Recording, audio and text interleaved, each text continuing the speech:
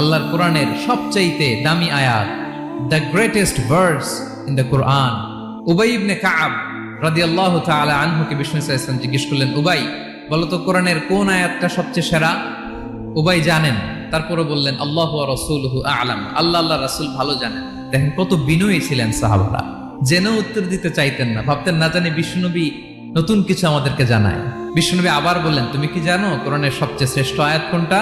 এবার উবাই ভাবলেন এবার আমি উত্তরটা দিয়েই দেই। তিনি বললেন আয়াতুল কুরসি, আল্লাহু লা ইলাহা ইল্লা হুয়াল হাইয়ুল কাইয়ুম, এটা শ্রেষ্ঠ আয়াত। বিষ্ণুনবী খুশি হয়ে উবাই ইবনে কাবের বুকে একটা চাপড় মারলেন, এরকম আদরের চাপড় দিয়ে বললেন, লিয়াহনিকাল ইলমু ইয়া আবুল মুনজির, হে আবুল মুনজির, জ্ঞান এবং প্রজ্ঞা তোমার জন্য মোবারক হোক, তুমি ঠিক বলেছো। সুবহানাল্লাহ পড়ে।